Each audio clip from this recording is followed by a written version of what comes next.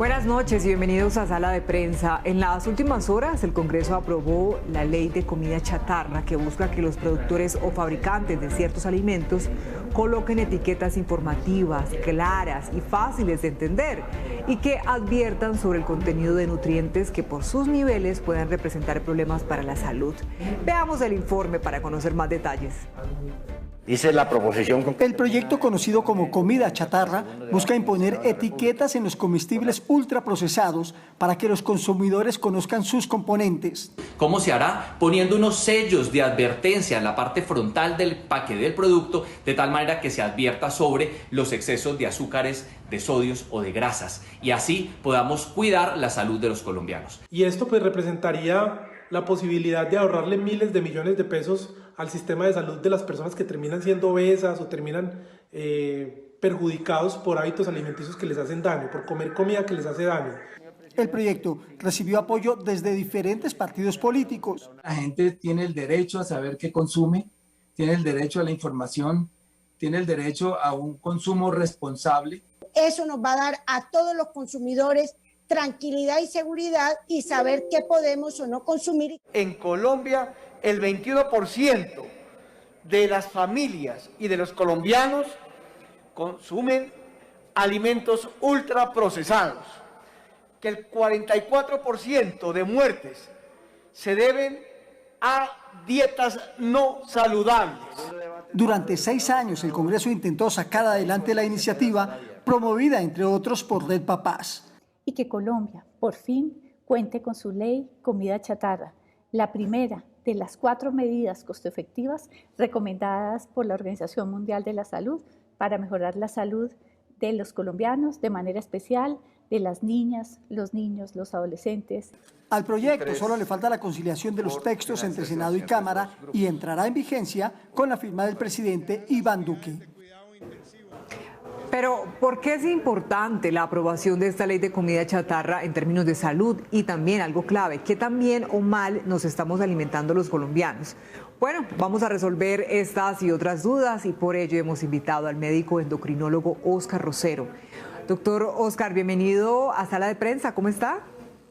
Hola Daniela, encantado, feliz noche para ti y para todos los televidentes hoy aquí hablando de este tema tan, pero tan importante y tan relevante. Sí, señor, y por eso nos alegra mucho tenerlo con nosotros. Comencemos hablando de la importancia que usted considera tiene esta ley de comida chatarra para los colombianos. Definitivamente, cualquier esfuerzo que se cree dentro de la política pública para mejorar nuestros hábitos de alimentación va a ser siempre bien recibido. Este es un esfuerzo que lleva muchos años, una pelea que han dado grupos en particular de personas que quieren mejorar la nutrición a partir de establecer etiquetados, rotulados y muchas otras acciones. Cualquier acción siempre va a ser positiva desde el punto de vista de salud pública en torno a esta pandemia que se llama el sobrepeso, obesidad y todas las enfermedades concurrentes. Bien, pero hablemos de esa etiqueta que en la actualidad pues encontramos en los alimentos. ¿Cuál es ese cambio? Mejor dicho, pasaremos de qué escenario a qué información nos tenemos que encontrar a partir de ahora. Sí, bueno, pues nos toca esperar a ver qué pasa con la reglamentación, qué pasa con la conciliación, luego tendrá el ministerio que reglamentarlo, pero en general lo que se plantea son unos grandes sellos de color negro, una etiqueta que diga alto en grasas saturadas, alto en sodio, alto en azúcares y una que genera un poco más de inquietud o dudas si es alto en edulcorantes, que eso yo personalmente no alcanzo a entender. Pero son sellos grandes negros. ¿Qué cambia? Básicamente, antes tenemos actualmente un etiquetado en la parte posterior de los alimentos, en donde es lo que llamamos la tabla nutricional. Como especialista en metabolismo, en nutrición, siempre he peleado con la sobredimensionalización de la tabla nutricional como una herramienta útil, porque realmente eso está creada por la industria. Pienso yo, precisamente para confundirnos, se necesita uno ser un matemático de la NASA para poder entender todos los números, todos los porcentajes y asimilarlo. Entonces era una tabla nutricional que poco se utilizaba, que aprenderla había que hacer unos cursos especiales para aprenderla y en el fondo nadie iba a ir para atrás. Lo que hace esta ley es ponernos esa tabla resumida en 3 o 4 sellos en la parte delantera, que los alimentos que incluyan unos estándares que ya están los tendrá que definir el ministerio, pero yo ya lo tenía en una ley anterior, en un proyecto de ley anterior donde estaban los estándares, qué es alto en azúcar, qué es alto en grasa, qué es alto en sodio, y los tendrán en caso de que este alimento tenga estos niveles sobrepasando el estándar, pues lo tendrán en la parte delantera. Visualmente, obviamente impacta, porque es el 30% del empaque, y eso quizás pueda traer una respuesta en cuanto a una disminución o cambiar la percepción del consumidor en torno a si ese alimento lo va a llevar o no lo va a llevar. Cuando hablamos actualmente de comida chatarra, doctor, ¿a qué nos referimos? ¿Qué encierra esta palabra? Y también, ¿qué daño le está haciendo entonces al ser humano? Sí, a mí el término de la comida chatarra es un término que a mí personalmente nunca, no trato de utilizarlo. Es un término que habla mucho genérico y que se ha como que quedado en un límite, y es comida chatarra, hamburguesas, papas, paquetes, etcétera. Realmente el término más técnico es comida ultraprocesada. El término de comida ultraprocesada es un término que no es antiguo, es un término relativamente nuevo. A partir de hace más o menos 10, 15 años, un grupo en Brasil creó una clasificación que se llama la clasificación de NOVA. Alertados y asustados por la gran incremento en las estadísticas de obesidad, sobrepeso, hipertensión, y viendo la correlación directa con el cierto grupo nutricional, con cierto grupo de alimentos, ellos decidieron crear esta clasificación. Los alimentos ultraprocesados son, yo digo la nueva pandemia. La aparición indiscriminada en los supermercados y al acceso libre de toda la población de grandes cantidades de productos que son altísimamente densos en calorías, altos en grasas, muy pobres en nutrientes, lleva más o menos 40 años. Y han sido en estos 40 años donde hemos visto un incremento progresivo de las complicaciones derivadas de estos alimentos. Un alimento ultraprocesado, más que chatarra, hablemos de alimentos ultraprocesados, son aquellos en los cuales se ha perdido la naturaleza o la esencia del propio alimento, ya se desdibujó completamente los ingredientes originales. Son alimentos que tienen gran cantidad de aditivos. Estos aditivos tienen dos funciones. Uno, aumentar el sabor, porque a nosotros nos gusta el sabor dulce, nos gusta que sea muy, muy sabroso para comprarlo más.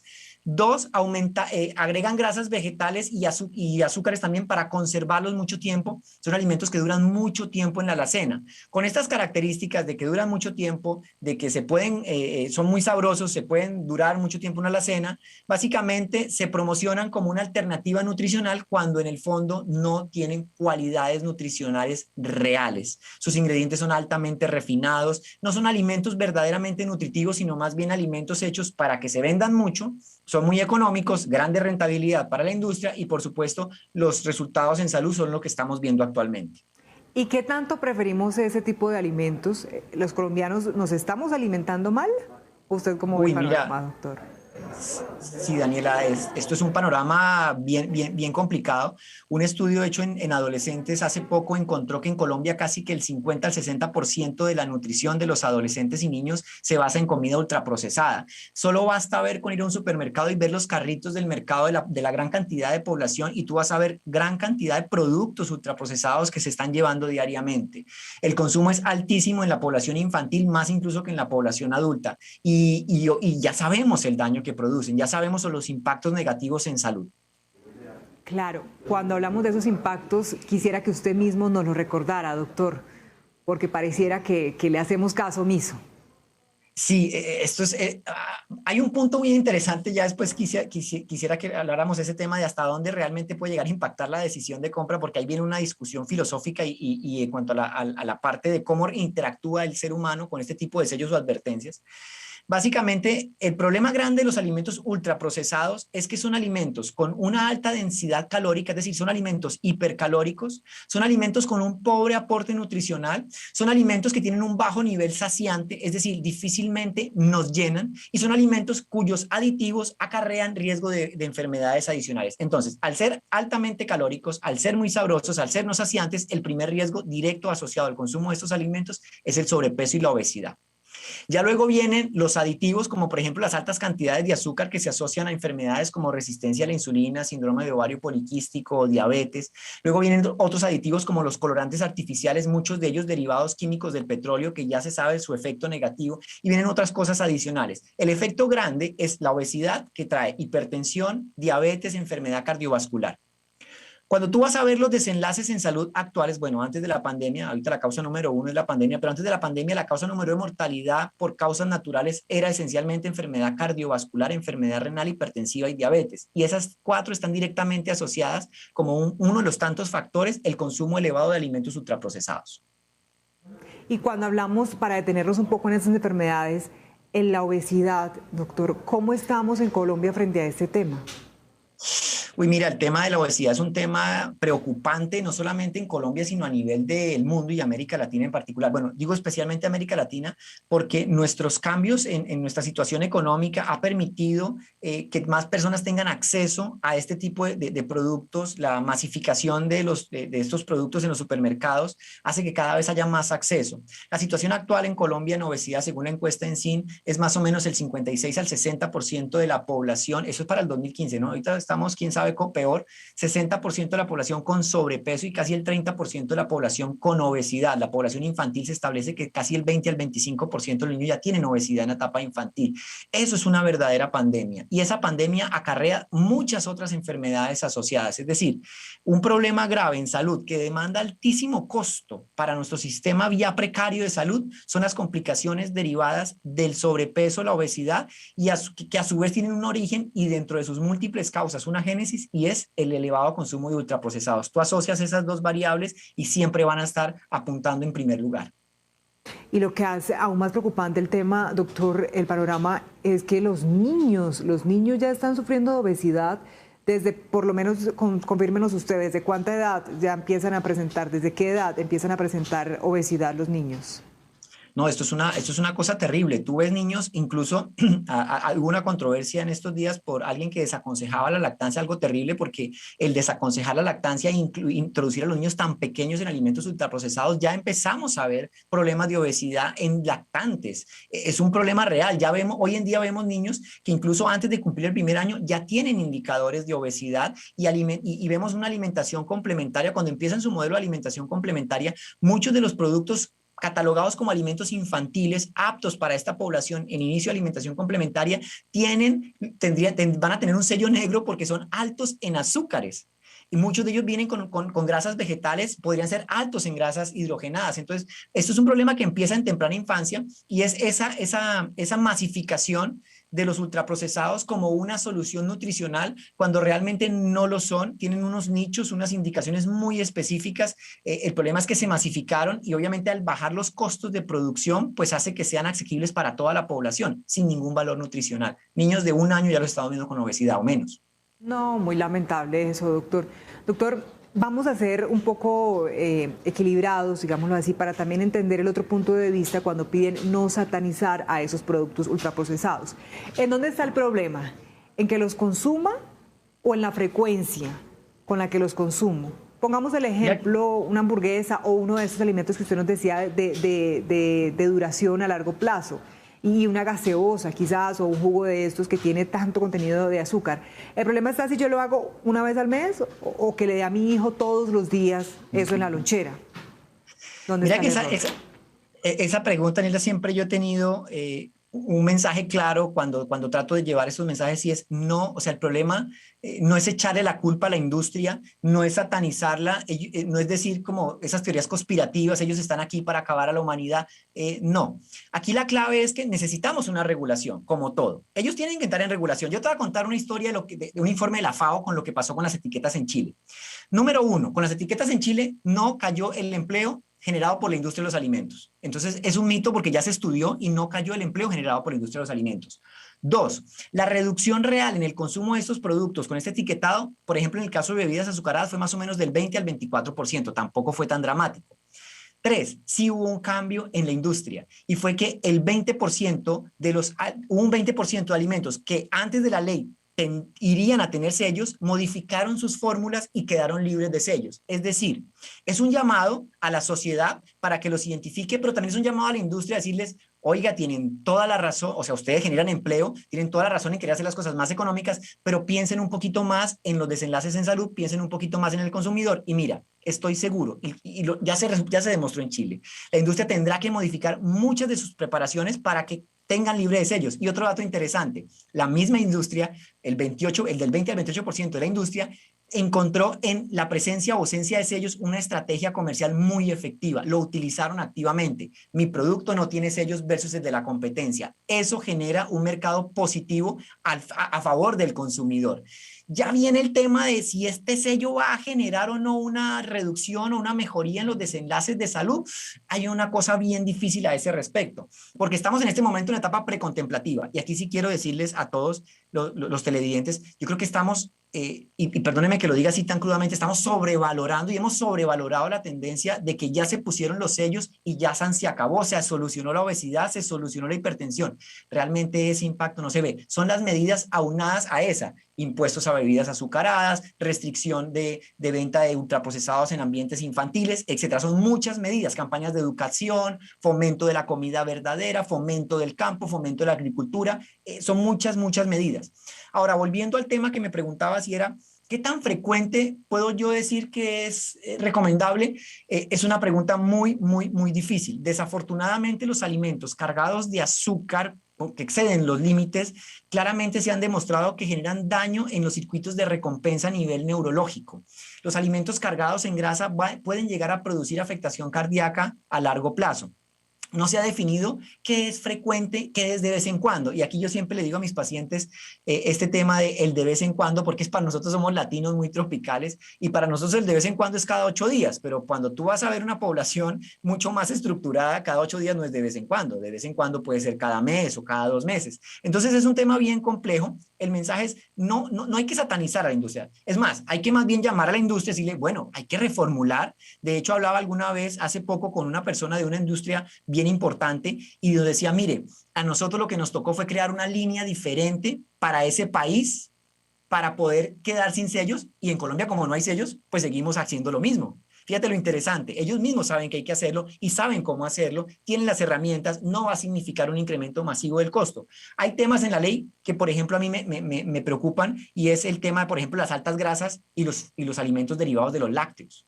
Ese es un tema que hay que discutirlo desde la luz de la ciencia, porque sí se puede perjudicar alimentos altamente nutritivos con esta ley de sellos tan genérica. Entiendo, doctor. Y ya que tocaba el tema de la esperanza que pudiéramos tener con el uso de las etiquetas, que no podemos ser tampoco pues tan optimistas, porque mire lo que pasa con las etiquetas de los cigarrillos. A pesar de esas imágenes crudas que presentan, pues la gente sigue fumando. Yo creería que ese no ha sido el detonante para que quienes han dejado de fumar pues lo hayan hecho por esa razón. Entonces quería preguntarle eso, como qué tan optimistas o qué tanta confianza podríamos tener. ¿Sería un primer paso importante?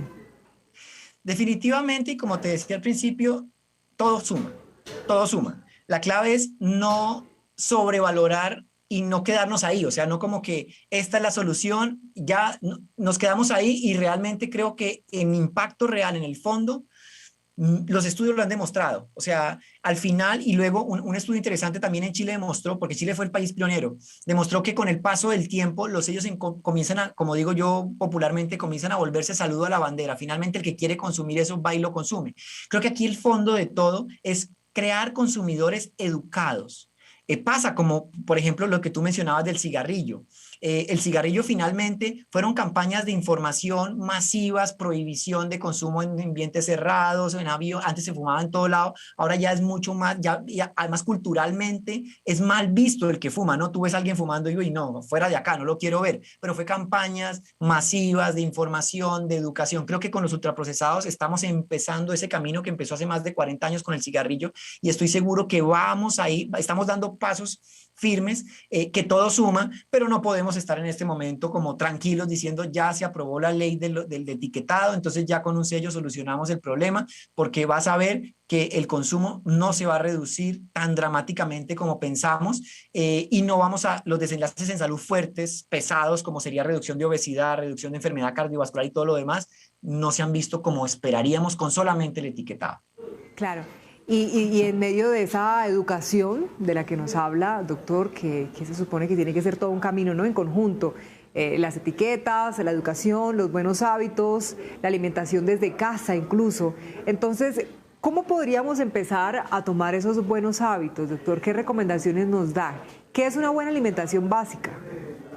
Sí, yo creo que eso que dices es muy importante, Daniela. El punto importante aquí es el hogar. Tenemos que crear ambientes en el hogar saludables desde el punto de vista de la alimentación. Nuestro hogar es sagrado y aquí no pueden entrar sustancias potencialmente lesivas. Yo siempre menciono y digo, tú no entras, si tú tienes hijos pequeños, tú no entras cigarrillos, tú no entras licor y los pones en la mesa de centro para que ellos tengan acceso. Entonces hay que crear ese ambiente de formación nutricional positivo. Hay que volver a las cocinas, hay que respetar la nutrición como el pilar fundamental de nuestra vida. Es que nuestra vida sin nutrición no existe. Siempre delegamos como la responsabilidad nutricional al que me venda y no me pongo yo en el papel de decir voy a investigar un poquito. Cuando yo voy a cambiar el aceite de mi carro, voy a un sitio bueno, el mejor aceite. ¿Cómo es posible que cuando, o en mi moto o lo que sea, cómo es posible que cuando yo voy a alimentarme no voy a tener la información? El ambiente en casa es fundamental.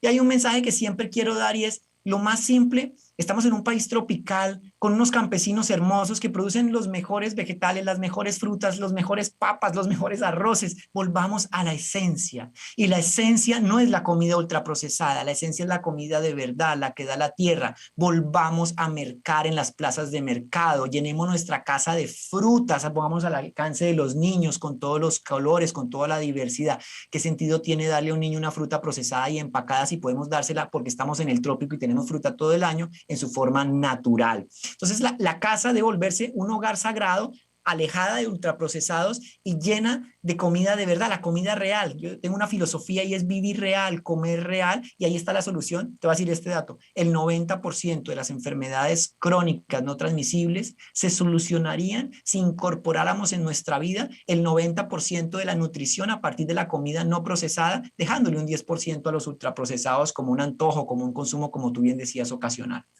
Sería lo ideal y qué bueno y qué importante llegar a ese punto.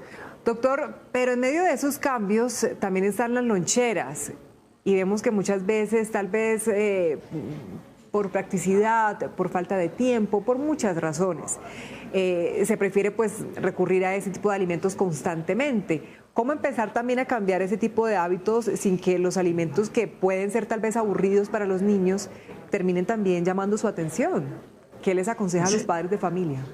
Ese es un tema bien interesante y un motivo frecuente de consulta. Mira, la clave es tomar nuestra responsabilidad como padres. El mundo moderno nos vende la idea de que no hay tiempo para nada. La verdad es que sí hay tiempo.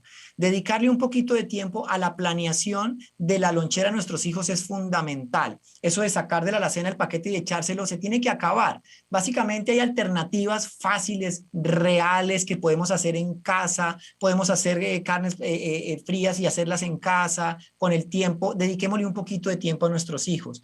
La fruta, compremos la fruta entera. En vez de darle una bebida gaseosa, démosle agua. Y si quiere agua con limón, demos alternativas, pero existen. O sea, seamos creativos, tengamos paciencia, queramos a nuestros hijos, démosles amor, y el amor se lo expresamos también en la forma de educarlos nutricionalmente hablando. Ahora, se va a poner un poco complicado en los colegios porque la ley también incluye la prohibición completa en los ámbitos educativos, en primaria y en preescolar, de comida ultraprocesada. Ahí también va el mensaje. El mensaje va a los rectores de colegios, a los coordinadores y a las personas encargadas de la cocina. Eso es un problema terrible y muchos padres tienen la mejor voluntad, pero muchos colegios prohíben que lleven la lonchera a la casa y lo que le dan en el colegio es una cosa ultraprocesada. El mensaje también va para los profesores. La educación empieza en casa, pero se complementa en el colegio. No puedo ayudarle a mi hijo un ejemplo en casa y llegar al colegio y dar un ejemplo contrario. Entonces, claro, sí se puede. Tiempo, paciencia, y señores rectores y dueños de colegios, por favor, conciencia y crear ese ambiente también en el colegio.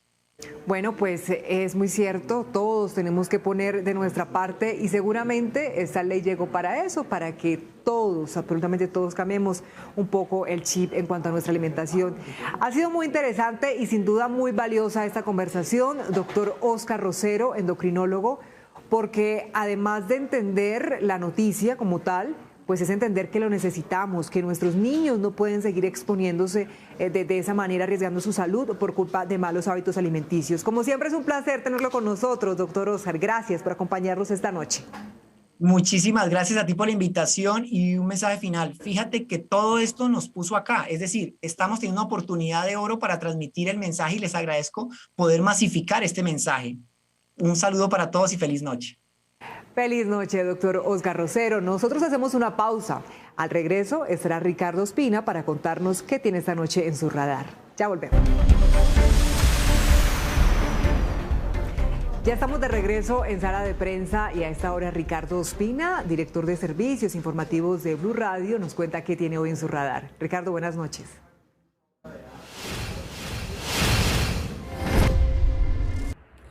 Hola, muy buenas noches. Terminamos semana hoy en el radar aquí en Sala de Prensa en Noticias Caracol Ahora con una determinación que es crucial. Si usted es padre de familia o si usted es estudiante, mucha atención porque se ha conocido en las últimas horas una directiva, un documento de 7 páginas del Ministerio de Educación que muestra cuál es el paso a paso para el regreso a la presencialidad a las aulas.